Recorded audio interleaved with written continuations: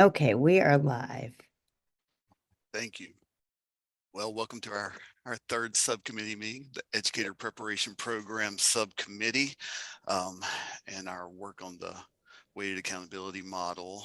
Um, there's been an incredible amount of work done by a lot of people, and I really appreciate all the input that we've received throughout. What I would love to do today, the goal is to I shared some documents with you last night with a draft model of what this accountability system could look like. And if possible, I'd love to come to as much agreement as possible by the end of this meeting so that we have a draft that perhaps we could share back out to EPPs one last time before it has to go back to PEPSC for our final decision. So I think we can do that and make it through pretty quickly and be able to make this in the time allotted to us by the State Board of Education. Um, so I think I'll just jump right into that, if that's okay, Kim, and share my screen.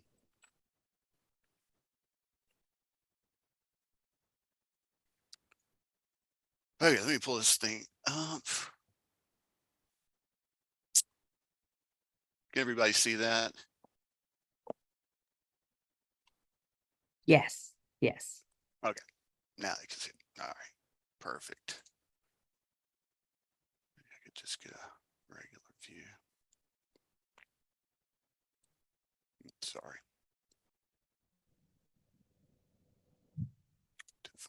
Okay, so, oh my goodness, we went back and forth at our last meeting about which ones of the measures seemed like they would be good fits for this model, and talked about why some of them would not be, at least in their current configuration. Um, and what we ended up with was 5 potential measures that are left out here that we'll go through. If you'll look on the right, there's a box there that shows the ones that are not included that we could include still if we decided that they were important to this model. I would love some feedback on the very first paragraph, because I think this is going to be something that will be questioned.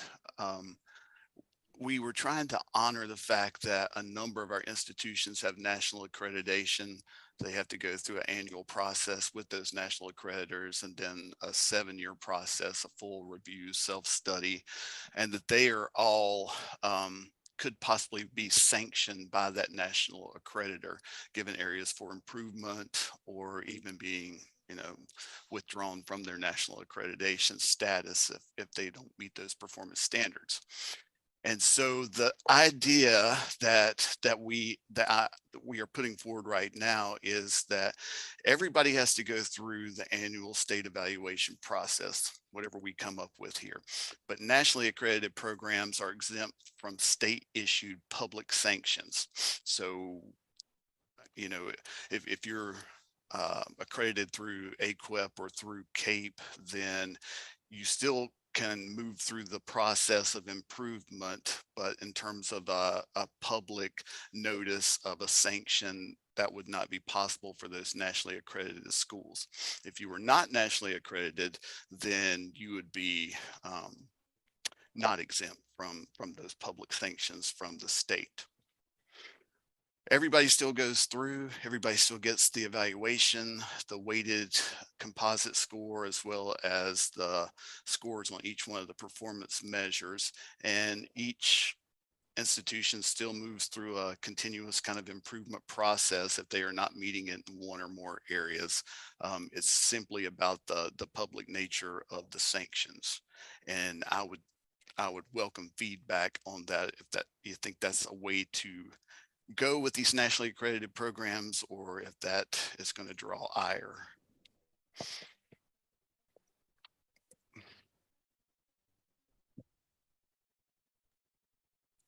I'll just say I really like this idea because when an EPP applies to be an EPP in North Carolina now, they go through a review at the CAPE level, or and they use CAPE. I know we have 2 different approved accreditors, So I think this parallels well with something we already do, valuing the national accreditation.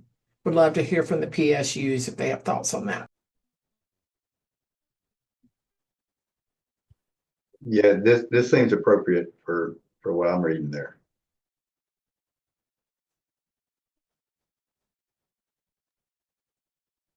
Aaron, is there anything that you resonates with you? No, I mean, I agree. I think this is pretty good. And Hank, this is Randy. I concur. I think it looks good.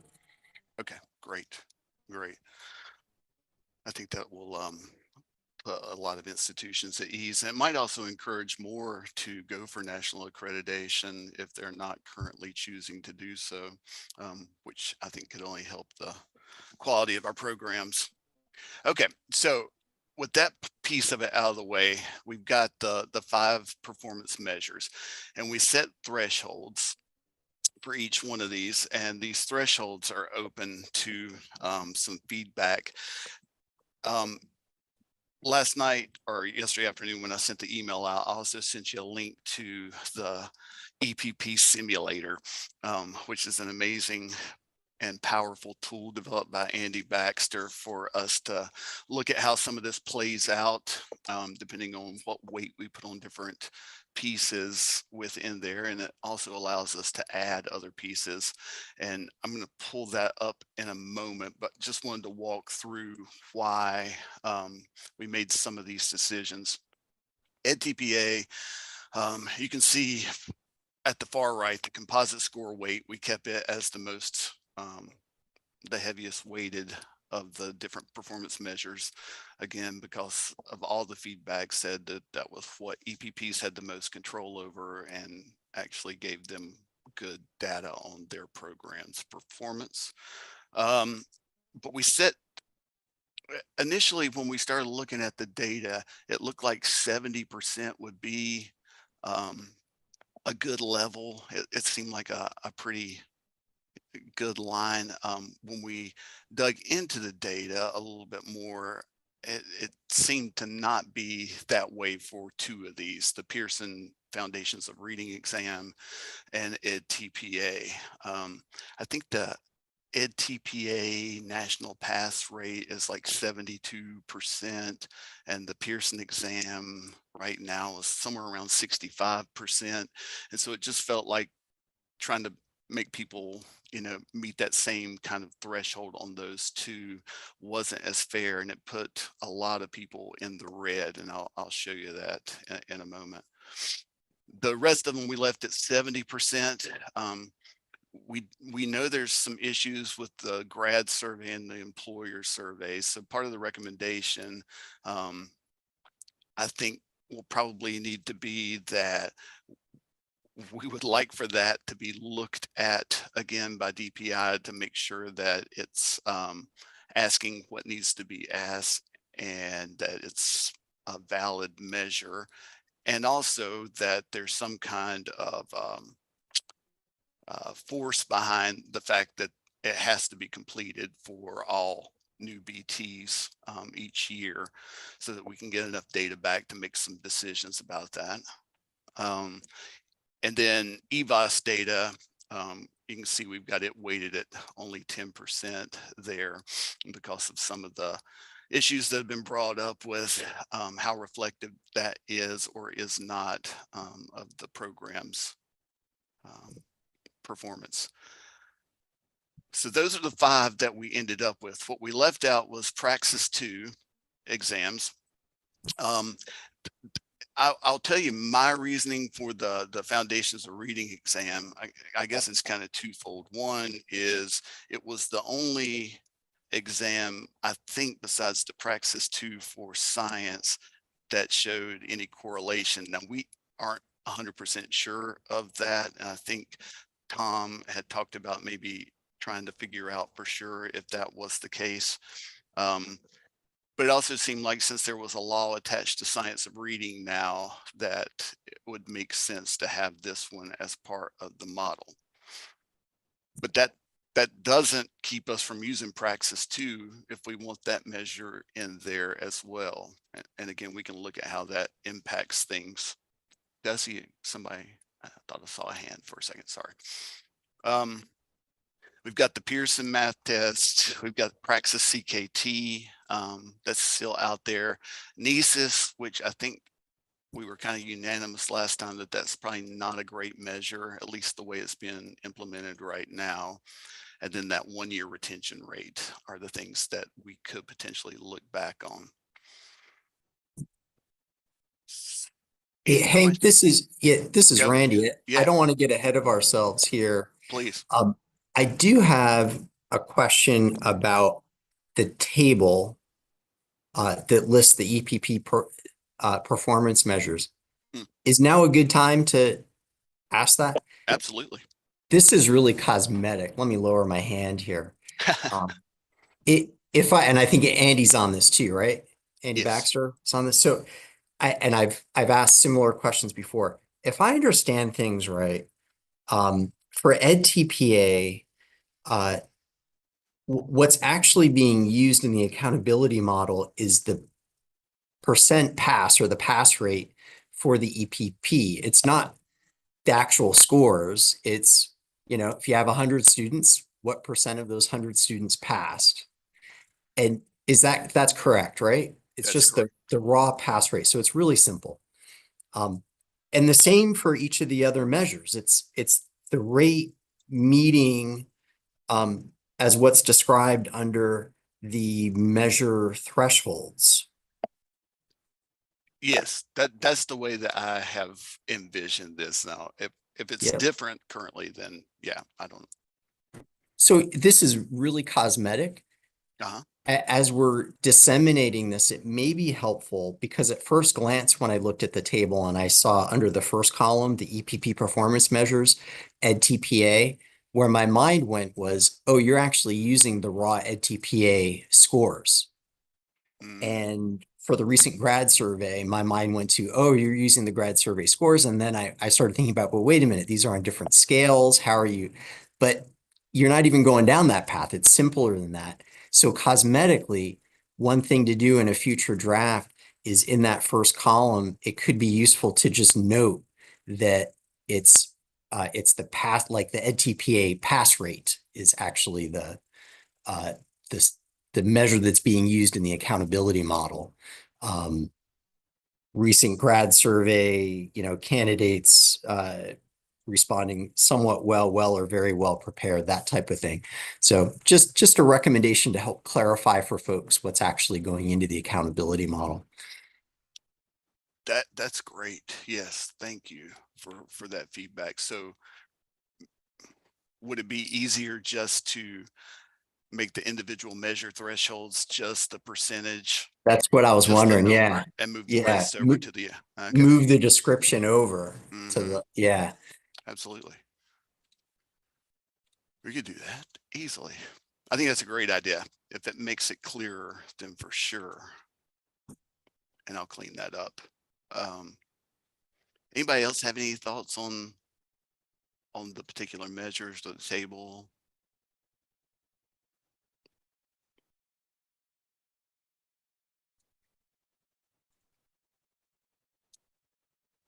Do these seem like the right thresholds when you're thinking about this? And I look to Randy a little bit here just because I know you're more intimate with these particular things. Does it seem like we're setting it at the right bar and giving it the right weight in the composite score? Hank, I feel really good about this. The answer is yes. And as I was looking through this, I think it's very well thought out. It's very reasonable. I think it addresses concerns that were raised. The description you gave of trying to set the thresholds in line with with other norms that are out there, I think is a useful piece of validity evidence there as well, that when folks can talk about how are we making these decisions and are they correct? I think you've got some process in there that you've used. So to me, things looked looked really good. Great. And one thing that I was going to say is just now I've been in the weeds on this, but now kind of looking at it 30,000 foot, I don't know that the average layperson, like when you present this, is going to understand what we mean by measure thresholds. Because what we're really, those percent, like somebody might look and go, well, that's pretty low. But what that threshold is the lower bar. Like that is, we are saying that below that number, we're indicating something bad has happened that could ultimately, depending on how the other things mesh out, lead to some sort of corrective action. Like we're not saying this is what a C is, or this is like technically what the line for an F is. Yeah. Right? I mean, I'm just saying back what I think the way that we've been talking about it. Correct. So is there a better title for that? I don't know. It may be that doesn't throw anybody off, but I think it's important to state orally if we don't change the nomenclature. Make myself a note. Say that one more time, how you would describe it. You said the bottom. These thresholds are really what we're designing is, we're saying that measures outcomes that are below that threshold are unsatisfactory. Like it's not average, it's not a C or a B, it is basically the line between a D and an F. Gotcha. Okay, that's perfect. I'll get that wording in there. Yeah, anything that we can do to make this clear is very helpful. Thank you. Okay, so if we're all in agreement on this, I guess before I do that, is there anybody who feels like any of these other measures need to be included that we've taken out from it?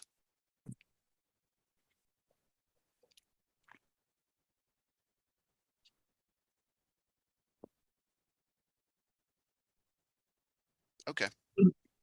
I do not. I don't know how, I mean, I go back and forth on the praxis too, right? Because it is something that I do feel like EPPs are, responsible for, in a sense, that is measuring the content. And so, but there isn't any evidence from what we've been told there isn't clear evidence between that and the performance in the classroom. So, in passing that test and the performance in the classroom. So I think our idea of sticking with what we know around that with Pearson is where I don't know if it will stick, but as we move forward without it. So I'm good, but I don't know if we move forward, how it will be, if we'll be asked to include that. Gotcha. Just to be clear. I think these measures are more in line of what we discussed, previous meeting on what the EPP can control. Yeah. So I like this better than, after listening to comments and conversation, I like it much better than what we were previously. So good job to whoever put this stuff together. Great. Okay. So then the next section, and in a minute, I'll pull up the simulator and we can kind of play around with putting in some of the other measures and see what that does, if that makes any sense for anything. We tried the Praxis 2 yesterday. I think it impacted one school as we looked at that, but we can certainly look at it again. So the next box down, so our composite scores are determined using the weights above, the composite score weights, in relation to the most recent 3 years of data. And the way Andy has set it up, the newest year's data is given the greatest amount of weight in computing these scores, the second most recent year, to make sure that if there were changes that they would show up or be more pronounced in the overall composite score weights. And I don't know if anybody has any issues with that particular piece of it. Are you talking about for the overall? Right. So if we had the 3 years and we're looking for that composite score for an institution, the most recent year would be that year's scores would be weighted heavier than 2 years back to try to reflect any changes that might have occurred in the program. Yeah. Okay. And then the other question, and definitely need feedback on this, is do we want this just for the EPP period, or do we want a breakdown of here's what you scored for traditional students and here's what you scored for your residency program?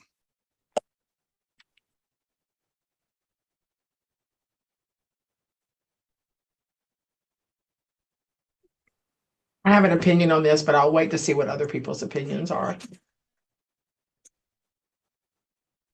So should each program stand by itself? Even so, so like an institution or an EPP could have 3 different programs, right? They could have a traditional program, a residency program, and then a non-traditional program. Randy, I see you thinking. Yeah, where I'm thinking is I would like to have input from a broader constituency on this. I think from our scenario and looking at it at the school level, it'd be interesting to see what each of those different programs comes to the table with, because I believe they are different, and I believe in the caliber of employee that we're getting from each. There are certainly differences within, so that'd be interesting for me to see.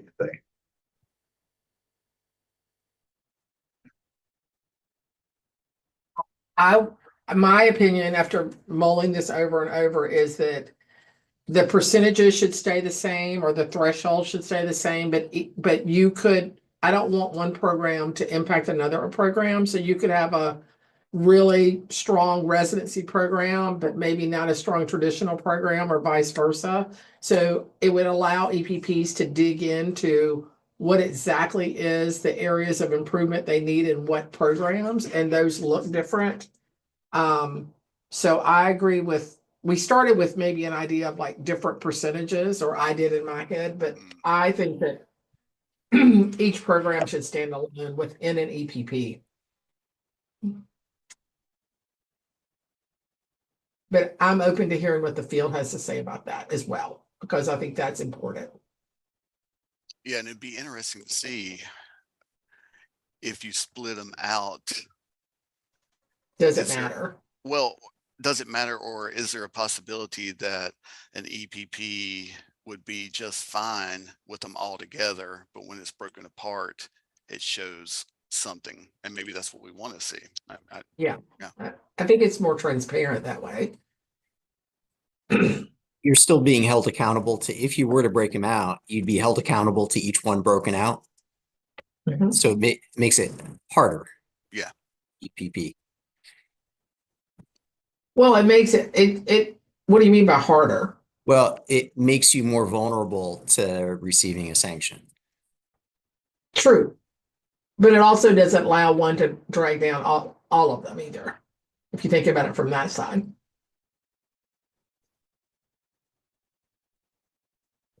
Or maybe. Yeah. Would that kind of give equitable accountability measures for each of those departments? Because they are kind of different programs, right? I mean, they're coming. They all have needs. Yeah. Is there a middle ground where, from an accountability perspective, the total is used across all programs within an EPP, but yet you're actually reviewing, when you're reviewing your data, it's broken out by program. So the EPP has the data and can work accordingly, but final decisions on any sanction would be based aggregated across all. Mm.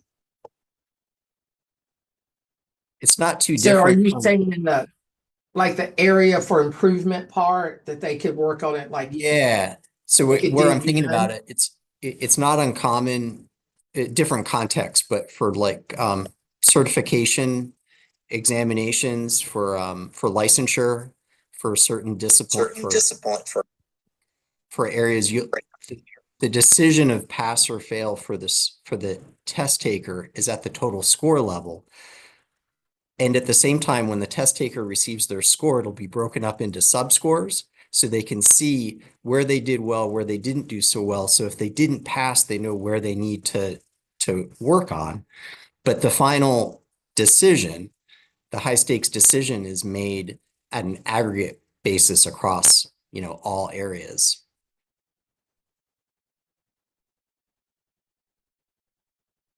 This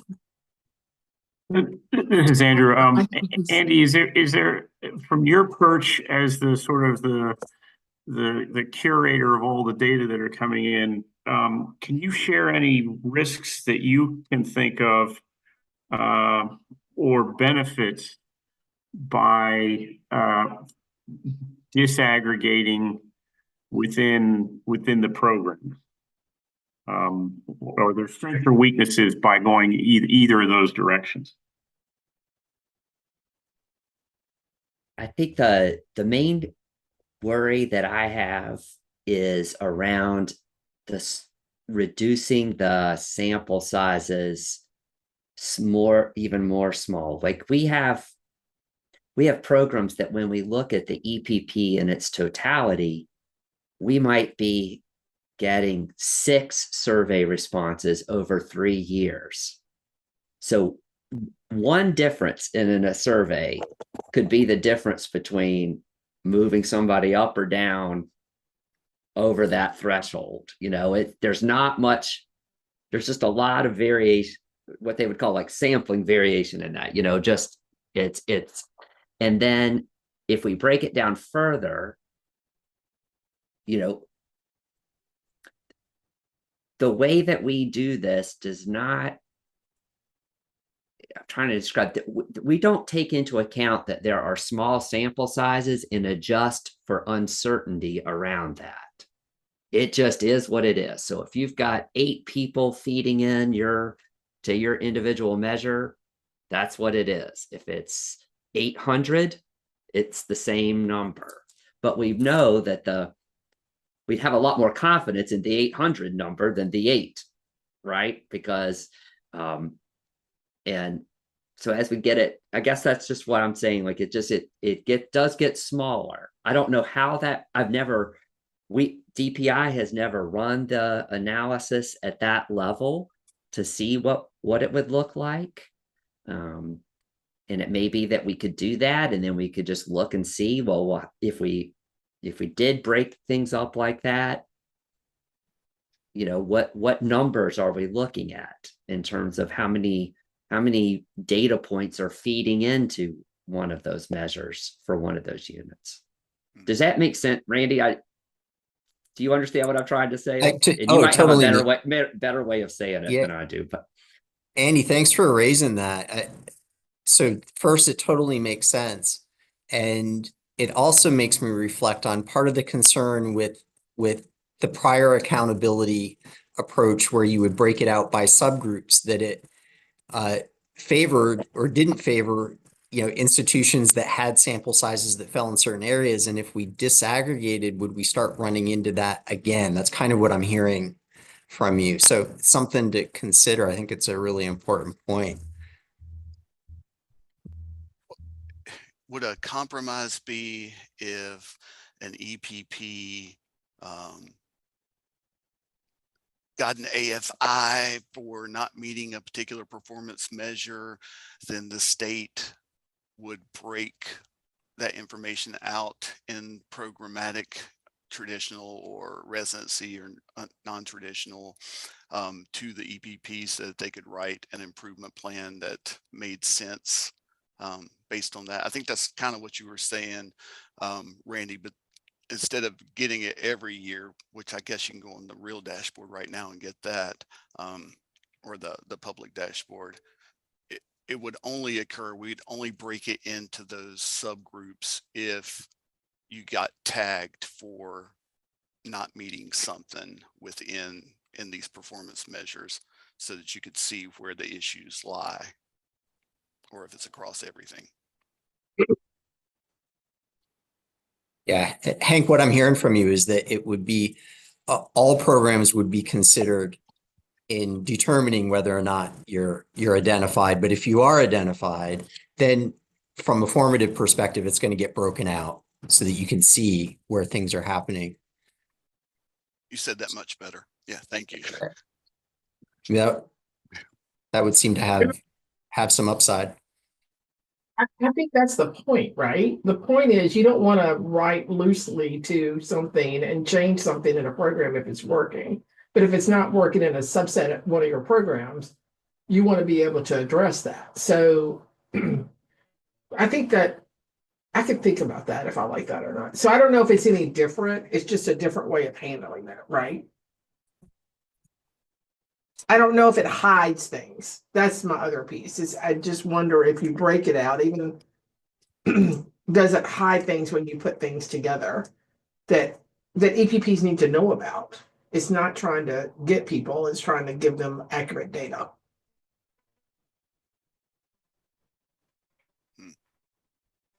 I think there's a tension, or it's not necessarily a tension, but these two things are so tightly related, but they don't have to necessarily be the same thing.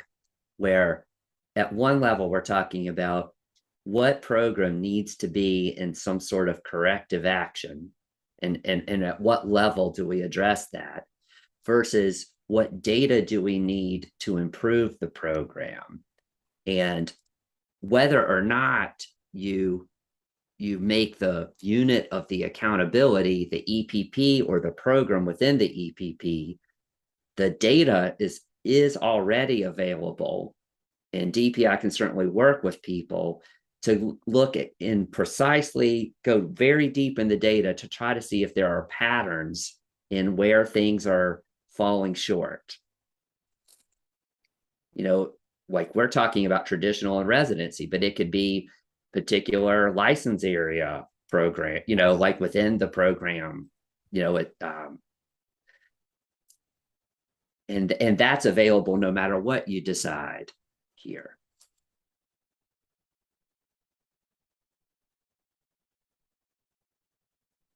I'd say something we just continue to think about, right? What's the best action? What's the fairest and what's the best action for if someone's gonna get if this were to pass and someone were to get an AFI, what information would they need? So I think be curious to see what the field thinks.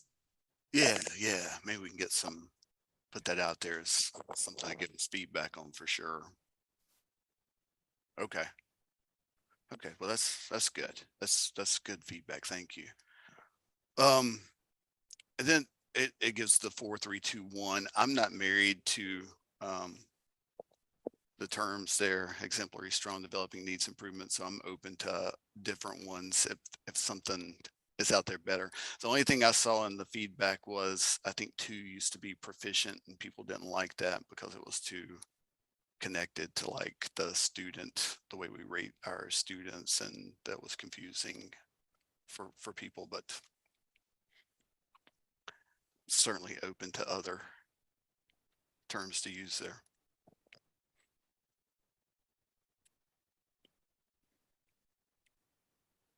All right, we'll leave it there for now, but think about it. If you have thoughts on it, let us know.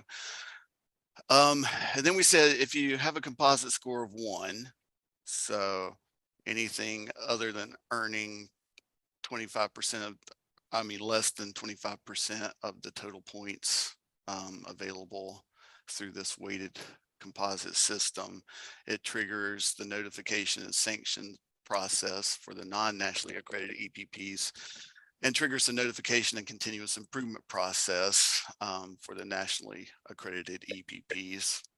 And then a score below the required threshold on any individual measure does the same.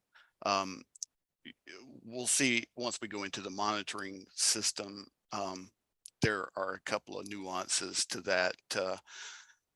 Be able to get right on a program that may be having some real critical issues so that they can receive assistance more quickly to try to improve their program.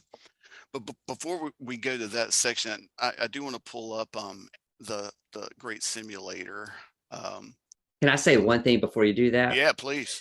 Sorry, I'm just trying to think about this through the lens of people hearing it. So, Hank, sometimes when you refer to that you say composite score of one, and that's not what it would be, because the composite score is going to be on up to 100%, right? Like it's what's weighted in that total. What you mean is the rating. You can call it a rating, or you could call it a level. I see what you're saying. Yes. But that might confuse people a little bit. Yeah, that's really good. Thank you. That is confusing. Let me make sure if I have that anywhere else. Wait, yeah, I need to just change that throughout the system. Okay. Hank, I want to point out one more little edit. Are you able to share your screen again? Yeah, let me see if I And can with that figure out table? how to do this. Here we go. Okay, So just for editorial stuff, please. the edits you made on the first column under EPP performance measures, there's EdTPA pass rate, which makes sense to me. And then I think you need to insert percentage, recent grad survey, and then I think it should be percentage of candidates.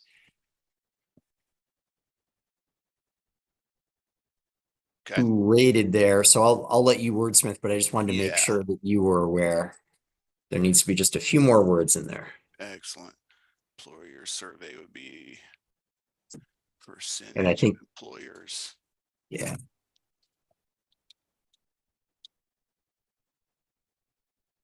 Okay. I'll work on wording for those. Oops.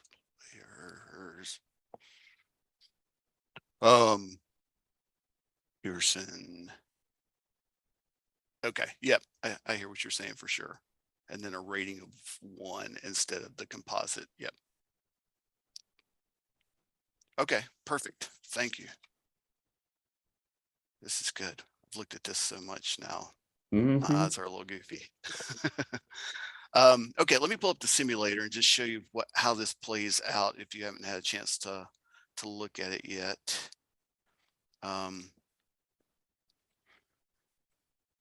So this is pretty amazing. We left the domains at the top in case we wanted to reconsider placing things in different weighted domains.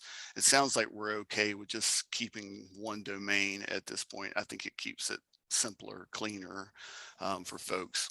And as you can see, the ones that we currently have in there are already checked off. But you can add in NESIS, the Pearson test, Praxis 2 plus Pearson, and see how that impacts things as well. This is looking at the newest data right now. And as you can see, there are 2 that kind of stick out pretty big. If we kept at the 70%, reset. Okay. If we kept at the 70% threshold, EdTPA and PPAT, there are 3 institutions of all, and for Foundations of Reading, 13 institutions and 1 for EVOS that didn't meet the threshold. If we moved it to 60 to look at EdTPA and, oops, I went one too far. Yikes. The thing moves fast. If we moved it to 60, if it'll go.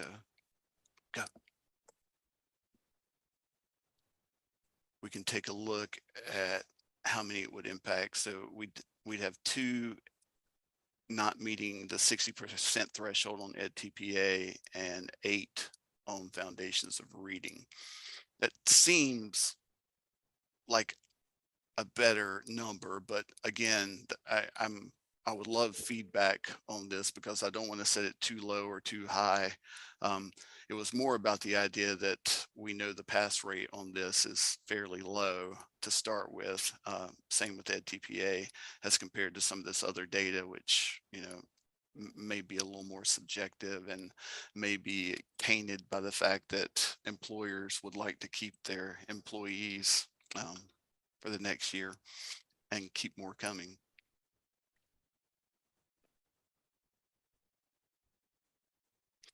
So if we looked at those two at 60, this is really interesting. So you can break this data out into different groups and see how many from the public institutions, IHEs, would be in this group. They'll turn blue. And so you can see that 3 of the institutions or EPPs are public IHEs in that one, and 1 of the EdTPA group is a public university or college. Private, 4 of them are foundations of reading, and again, only 1 of the EdTPAs.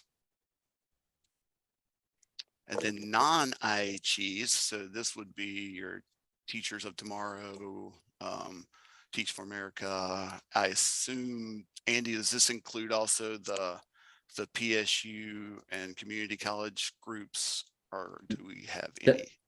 We don't really have any community college with data for this yet, but it does include the PSU ones like the Guilford, the CMS. And only 1 falls in under Foundations of Reading, and they meet the rest there. What I think we need to look at, though, is the MSI, which we are HBCUs along with UNC Pembroke in the state. And here we see that 3 out of the 10 MSIs that are in the state, so about 30% of them are not making it in Foundations of Reading, and then 2 of 10 on EdTPA if it's set at 60. And I don't know if anybody has thoughts on this, if that's too high, too low. Does it? I don't know. I want to make sure that we're not hurting a particular subgroup, but I also feel like the levels are fair right now. I'm happy to take feedback. Hank, this is Randy. It seems very reasonable to me. I mean, I don't think it disadvantages one group over the other. It doesn't seem. You can also go by enrollment, which is another interesting way to look at it, especially our smallest enrollment, and thinking about how we might deal with those institutions who have very little data that we're making these decisions on.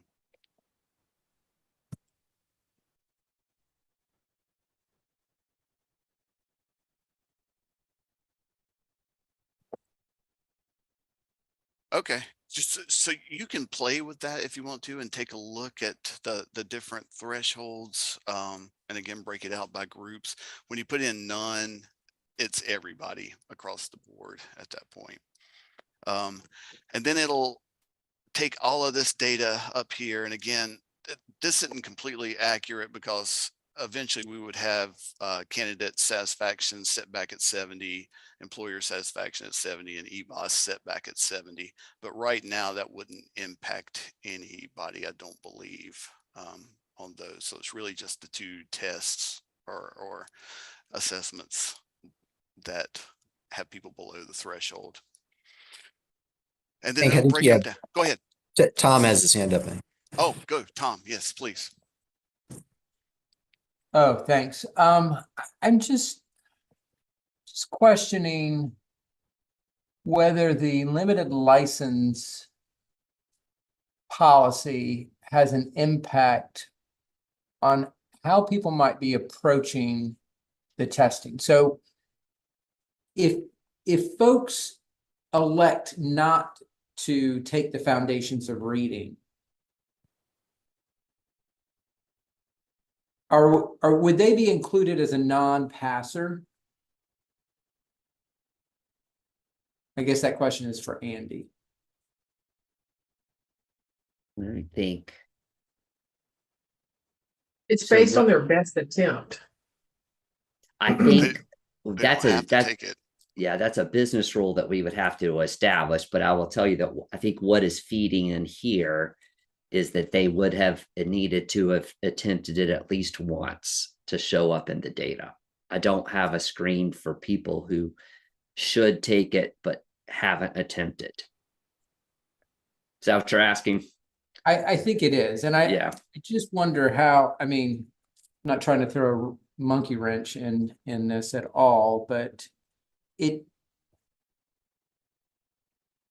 I'm curious how the limited license might affect people's approach towards the licensure exam. But just a thought.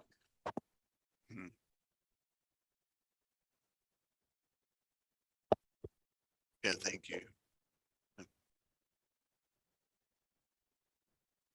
And then this does a great job of breaking out all the different schools who have some kind of hit an area below where it needs to be. And you can see each one of the schools, which is great. The X is for schools that are missing data. So again, trying to figure out what we do with that, I think will be important.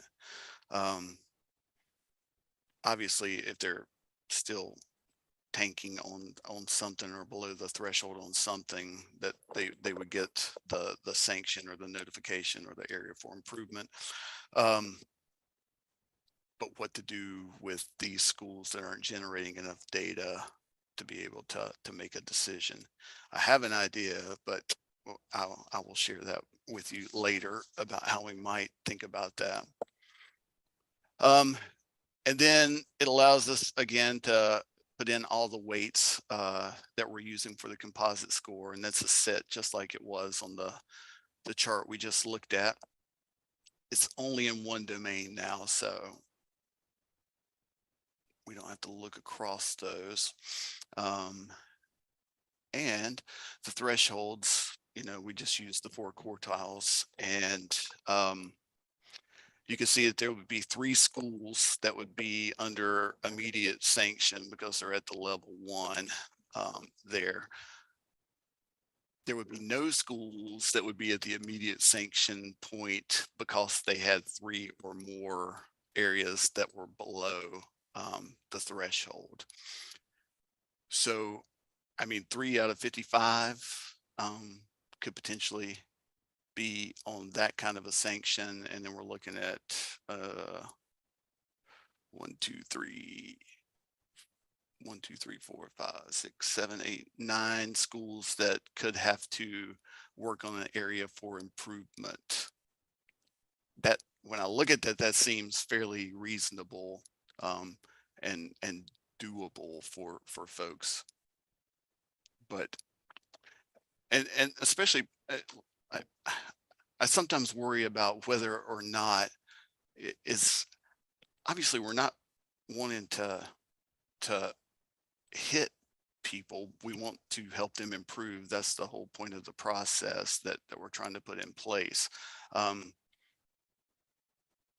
is that too few, too many?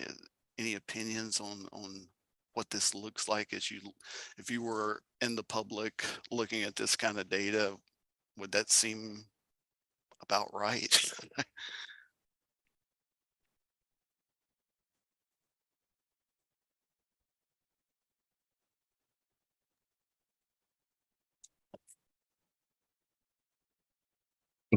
This is Randy.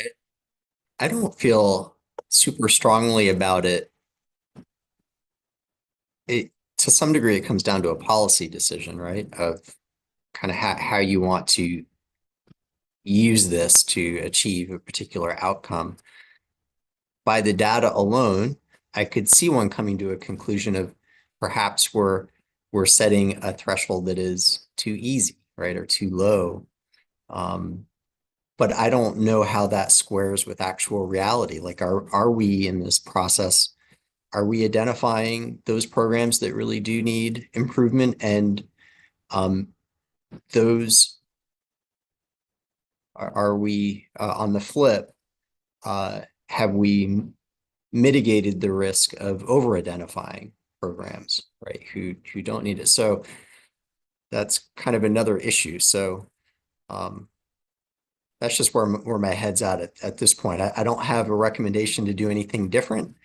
But given the way the data is falling out, I could see a perception that perhaps we're not being stringent enough, but I don't know that that perception would be accurate. Yeah.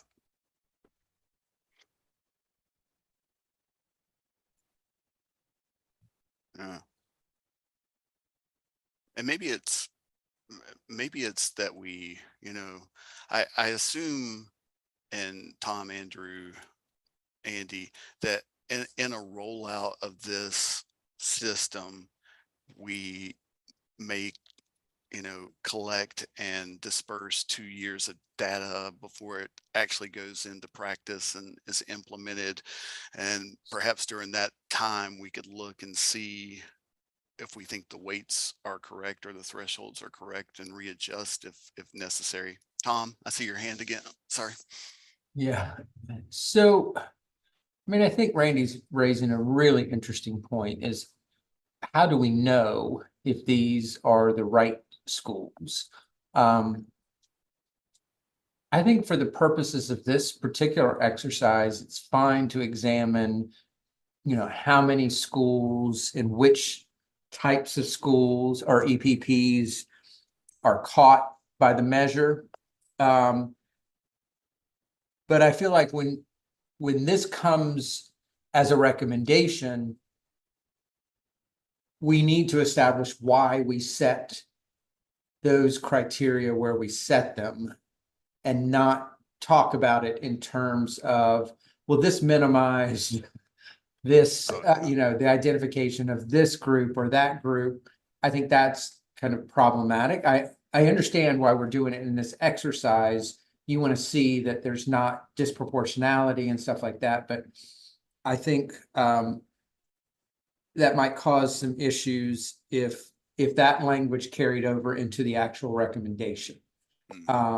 And the only way, I mean, I've been, ever since, even before Ramsey mentioned it, I was like, how would we know whether these were the right 2 schools, 3 schools we're identifying?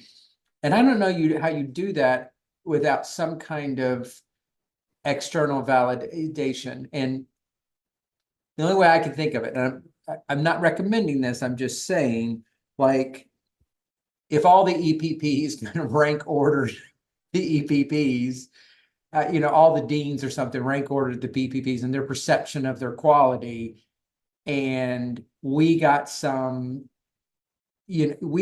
data that aligned with who's actually showing up at the bottom.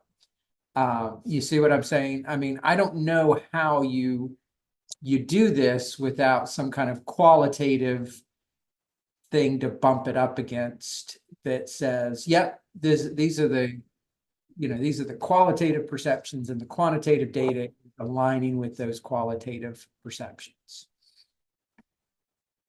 Yeah, we talked about this, I think in one of the first meetings, and Randy was talking about, like, we don't have a touch point that is external to this to put.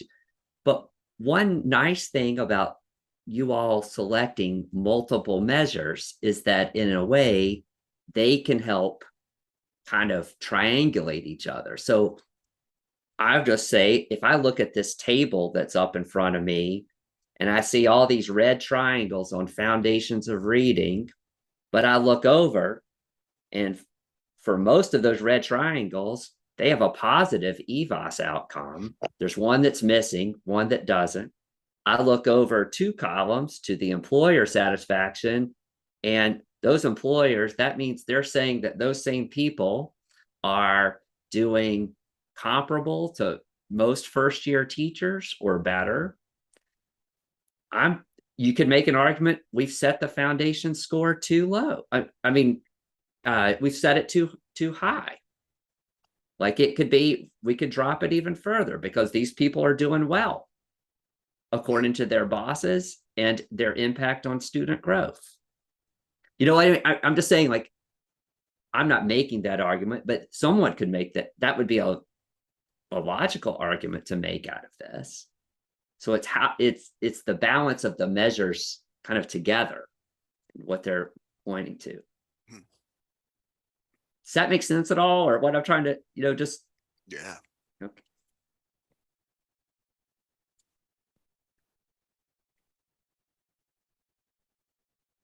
So should we? I mean, we could look at what it looks like if we dropped it to 50 for foundations of reading. I think that's going to take care of all but about one. It looks like, Yeah, it or really does, it would. yeah. It's going to get close.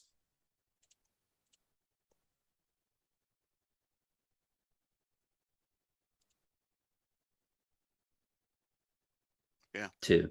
Well, no. Yeah, this one must be right on the line. Right behind it. Yeah.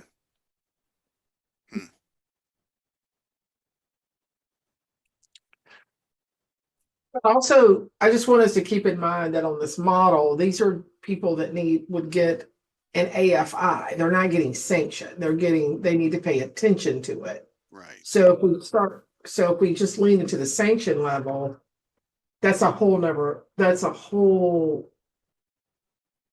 different conversation than if it's at 60% or 55% or whatever we put it at. And if you're below that, you need to write to that. Well, you're writing to it, right? You're saying we're paying attention to it. It doesn't start, it's not necessarily going to end up with a sanction. Correct. And I do worry about it as dropping it to a level where all of a sudden you're in a sanction and you haven't done anything, yet we haven't gotten your attention. I don't know if that makes sense, but I do worry about whereas it is a conversation that has been had a lot about what is the magic pass rate, right? What is the magic threshold pass rate, whatever language we're using. And it just bridging Andy's comment with Tom's comment, it could be that the foundations of reading that individuals, are not meeting the threshold. These are EPPs, right? Are not meeting the threshold. Well, to Tom's point, it could be because there needs to be more work done there, right? And so an independent review of the competencies measured by foundations of reading. Yeah. So it's hard, right? We don't have that information. Well, but that would be up to the EPP, right? So like if I look at the foundation of reading test and the section 4 is the area, there are 4 subcategories of that, and section 4 is the area that we need to work on, then we have that information because we have all those tests. We typically have those test scores, the subset. The other thing is, if we're looking at foundations of reading, we're thinking elementary, we're missing EVOS data for all the K2s, right? We're just getting the 3-5 data there. So it might not be reflective of those people who aren't passing foundations of reading, who are in those K2 classrooms. Why wouldn't we? I think we do have K2. Sorry, Tom. You do? I thought you said the other day you didn't have that. I'm sorry. We do have K2. Okay. You don't have it in mathematics. You have it in reading, but not in mathematics. Okay. Okay. So that would capture everybody. Well, then maybe it is.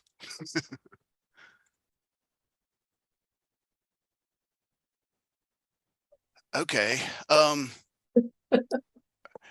didn't really help anything. I like how 60 looked better, just to give people a chance to improve. Yeah. I mean, if we sell this as this is an improvement process, not a we want to end your program process, then I think there needs to be a level where people could actually get some help if they needed it, and we could identify some of those things.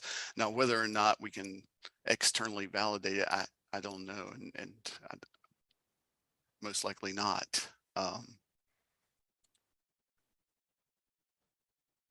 Okay. All right, so we'll leave it where it is right now, if that's good with everyone, unless anybody has a strong objection to the thresholds as they were initially set. I'll go back to the other document.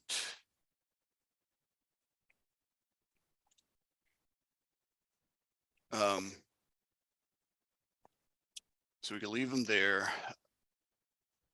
And then the monitoring process, and I guess, I don't know if monitoring process is the right word to use here. I'm again open to what we call this. I didn't like the idea of a sanction model. I think that's the wrong message to send forward. Hank, that your screen's not sharing. Oh, is it not coming up? What is happening here? Let's try it again. Now it's doing it. Says it's loading. You good now? Mm-hmm. Okay. So the accountability model, monitoring process, and what I thought about was two tracks. One's a continuous improvement track, and that would capture the majority of institutions or EPPs the majority of the time. But in the case that somebody gets a 1 as their composite score, or has 3 of the 5 measures not meeting the threshold, I put in something like a corrective action track so that they had to be more closely monitored. It's more of an immediate sanction, but it's also more about you can receive assistance and help and more close monitoring so that you can get out of what's happening. That thought being that if it's, if it's a really not great program, then we want to be able to jump on that as quickly as possible and help folks out. And again, I don't know that that's necessary to have in there. Anna and I talked about that a lot, that we could miss out on helping a really struggling EPP if they went through the continuous improvement track, and they had that many issues going on, or that many critical issues going on. But again, open to that idea of 1 track or 2 tracks there, and whether you think that makes sense.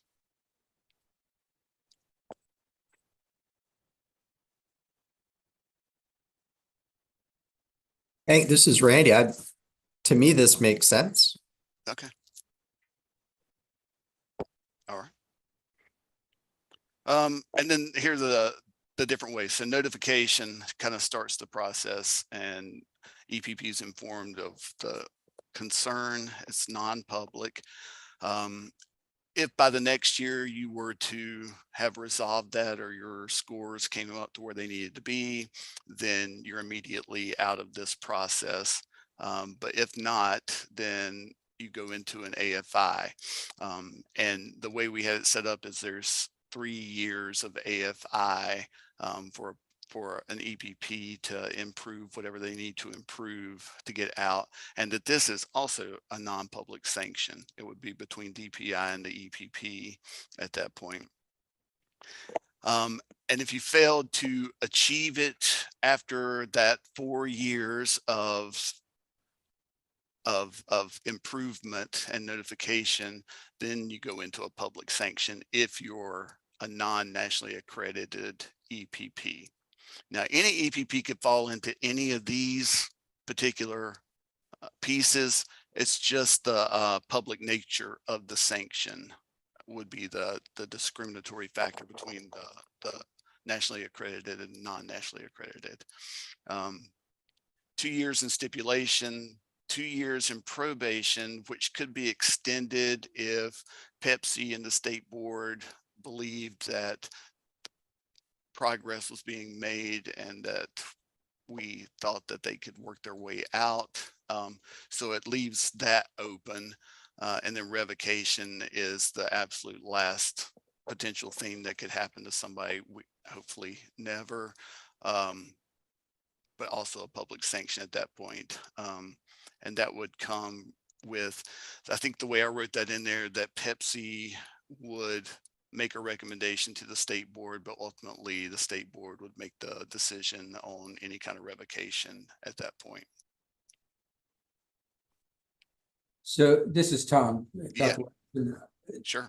So I'm seeing this kind of is following what we see in the charter school board making recommendations about charter schools. So PEPSC would kind of assume that role in making the recommendation to the state board, and the state board ultimately acts on the recommendation. Am I hearing it correctly? Yes, Okay. correct. That was my thinking initially, but again, open to And input. then on your distinction between a public and a private, and I don't mean EPPs, I mean, you're really that's going to have to be really carefully written into the statute, because there's no way for us to protect that unless the statute shields that information. So that would be a really important piece in the crafting of the legislation associated with this, because anything we do is public, unless it's directed otherwise by statute. Gotcha. Okay. So what would PEPSC need to do to ensure that that was written correctly before it went forward? So I don't think you have to worry about writing the statute. I would just make sure that I wouldn't make it presumptive that, this is going to be held. I think you need to write into kind of you need to have very specific language that these designations prior to, whatever the trigger is, remain protected between DPI and the EPP until such time as a public designation is triggered or whatever. The attorneys can figure out, the recommended statutory language, but I don't think it just needs to be kind of presumed in there. It really needs to be explicitly stated that we need some kind of data protection until such time an official sanction is issued. And it sounds like you're linking that to the AFIs. Right.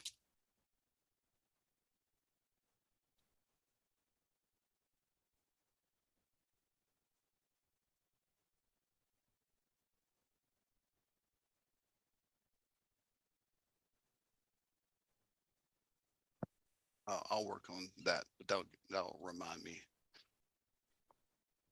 Put something in. Okay, thank you, Tom. That's great. Yeah, and just a quick question on your corrective action track. Right. Who provides that support?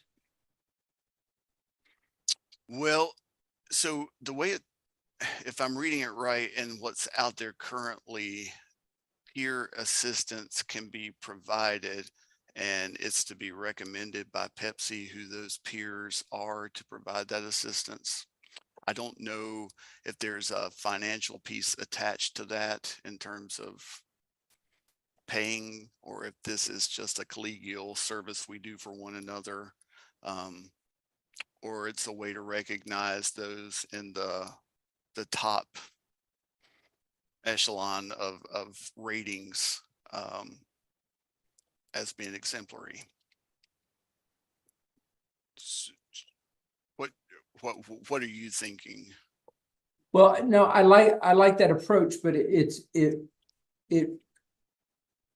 essentially gives, I mean, I don't think it's intended this way, but it essentially gives PEPSC the power to put a financial obligation on an EPP. And so I think we need to think about that in terms of funding. Does this come with some kind of funding to offset the cost to an EPP for supporting the continuous improvement? So I just don't want to get in a situation where we don't have the authority or the means to leverage somebody in this regard, that everybody kind of says, oh, I'd love to, but I can't.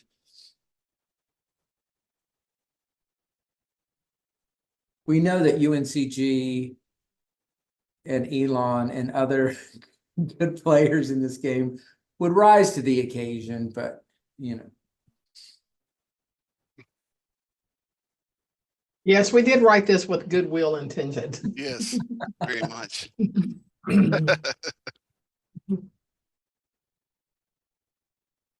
Yeah. And then here's the corrective action.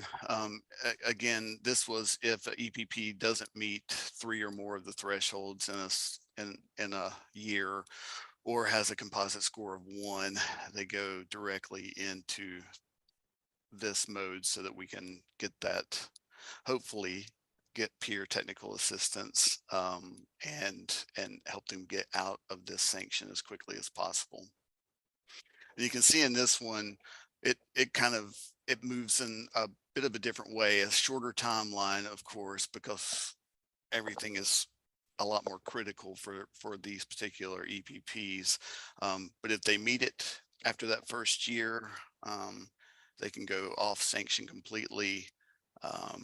If they are able to meet 2 of the 3, they could go back to stipulation 1 in the continuous improvement track and work their way out there. And if they don't meet the ones they need to, they move into probation 3 at that point. And it's kind of the same system here, except I've got a typo right there. So that should be probation 4. Again, I don't know that's the names and numbers.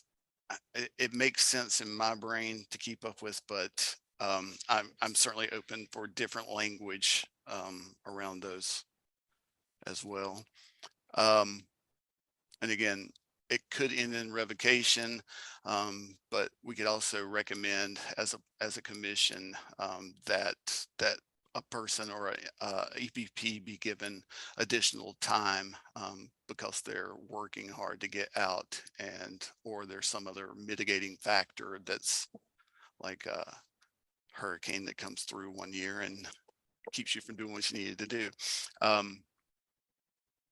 So that's my thought in terms of a draft for some kind of a continuous improvement / sanction model, and be real open to DPI and the PSU. Aaron, if you got any on if this is thinking about this correctly, is there something else I should be thinking about, or we should be thinking about as a group?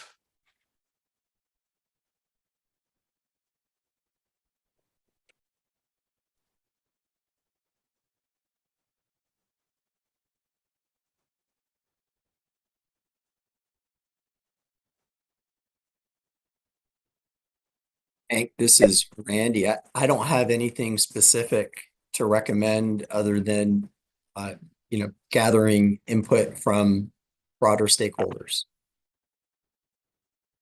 Okay. And just make a note, we've got that weighted composite score of one Everywhere. language. Well, it's okay. Yes. Just do a search and replace. Yep. It's showing Absolutely. up on these. Yeah, I've got it all over the place. So I will definitely make sure it just becomes ratings. Okay. So is everybody okay if the model itself at the top and the monitoring processes, the two different processes could go out to EPPs for feedback as a draft that everybody can accept right now? I'm comfortable with that. Okay. All right. And do we want to put any guiding questions? I mean, some of the questions that you've asked today, Hank, that we've muddled through, or not muddled, or that we've thought through. I feel like I've muddled through it a lot, but we could ask for general feedback and then have use some of those guiding questions just to make sure we get some direct feedback about some of the things that we're kind of thinking what's the best solution. Yeah, sure. Absolutely. And you're thinking about like the thresholds and The some of that. threshold, and should each program stand alone, or do you get Yep. the sub data? Yep. Yeah, and is there another, or any of these other measures, things that you think we should think through? Just those big rock questions. I think might be helpful if people had specific, they don't have to write to them, but that would be something that could be helpful to us. Yeah, that'd be great. I don't know if there were other ones, but those are the big ones that I was thinking about. Mm-hmm. Yeah, I can draft that out for sure. Great, thank you. Yeah, absolutely. And are we going to send this out via DPI through their messaging system? Are we sending this to the HR directors and the EPP listserv that Andy has? Andrew, not Andy, Andrew. I think that would be great if that's possible. Andrew, is that Oh, possible?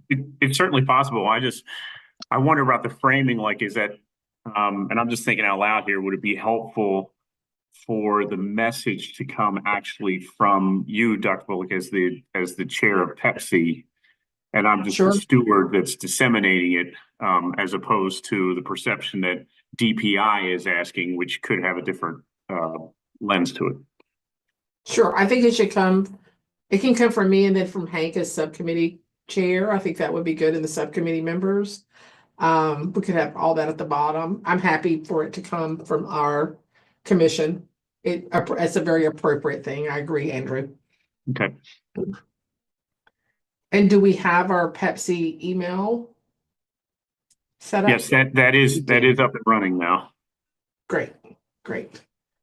And then the timeline, if we send this out, Hank, tomorrow morning, say you go through and correct the things that you want to correct on this based on this conversation today. We send it out late this afternoon or tomorrow morning.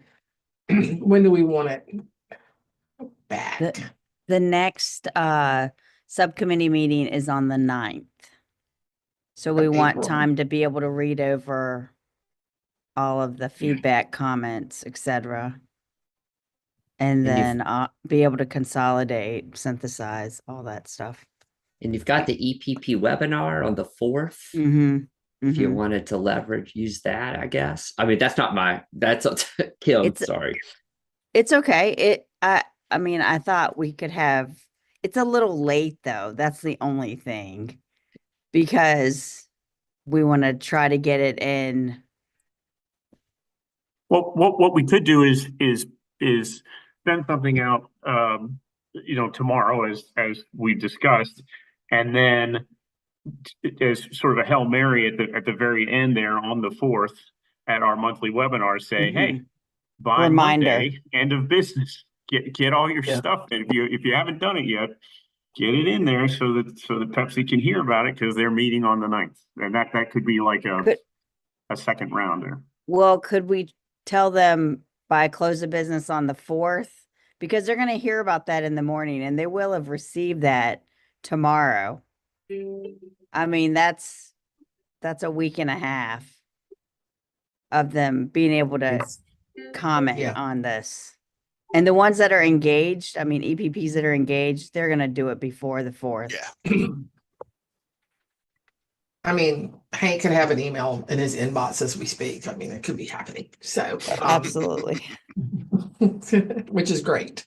And other people could have received text during the subcommittee meeting. I mean, you know, feedback is coming in all forms. I'm okay with that. Hank, are you okay with that? Yeah, of course. As a Yeah, timeline? that works. I'm sorry. So how did we decide we were doing it? That all feedback will be due at the end of the day on the 4th, but we will talk about it. We will send something out tomorrow, and then on the 4th, it will be on the agenda for EPPs and HRs, right? HR Yes. folks. Mm-hmm. As if you have not seen this, pay attention. And Hank, I can add you to the HR webinar agenda first thing, like last time. Is that cool? It's on the 4th. Uh-huh. Friday's my nightmare day. We plan every. It starts at 10:30. Yeah, I'm in. We could just record you as a video. Yeah, might have to. Or I'm in, if Anne wants to come and fill in. yeah, I'm 9 till 2, just back to back that day. I got you. It's okay.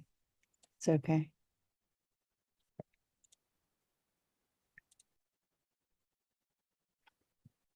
Okay. So you do want this going out to the HR directors? Yes. Okay. And what is the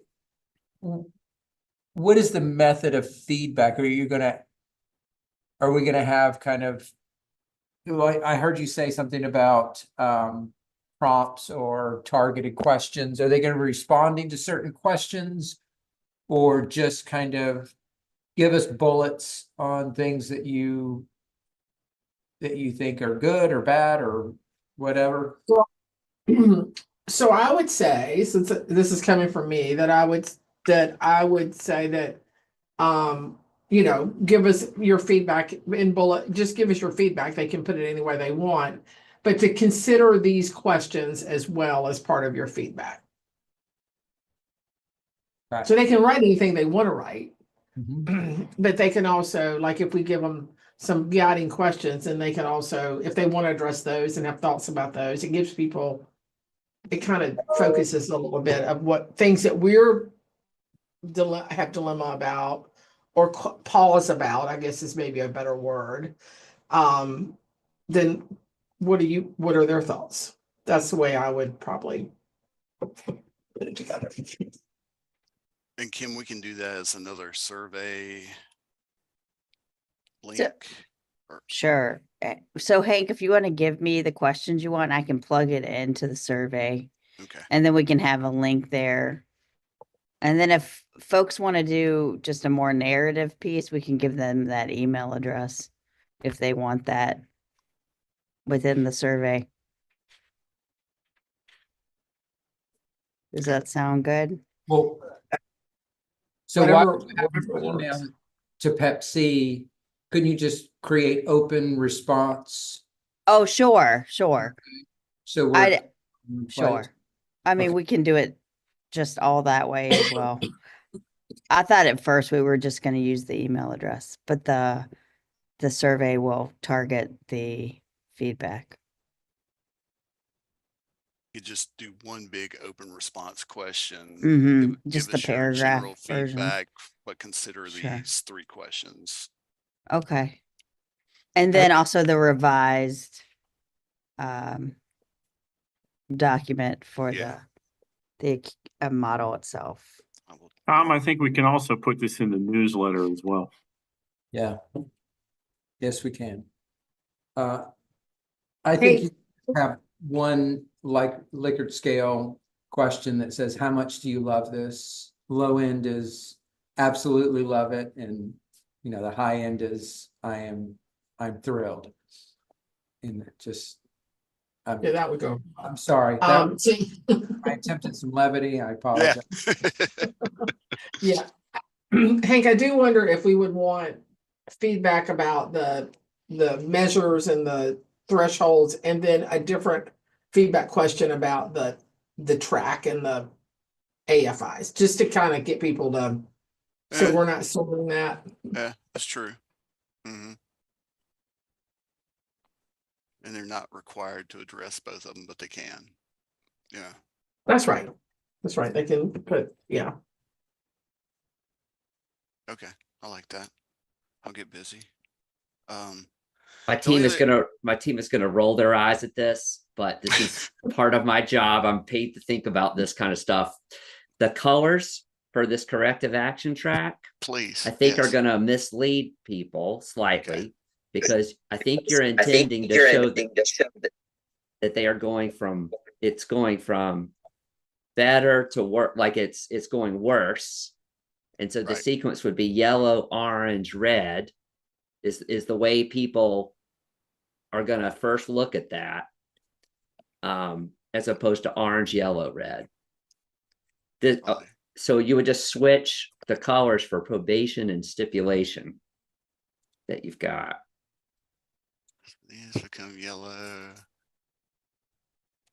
And these become orange. I like it. That is, These become orange. And yellow.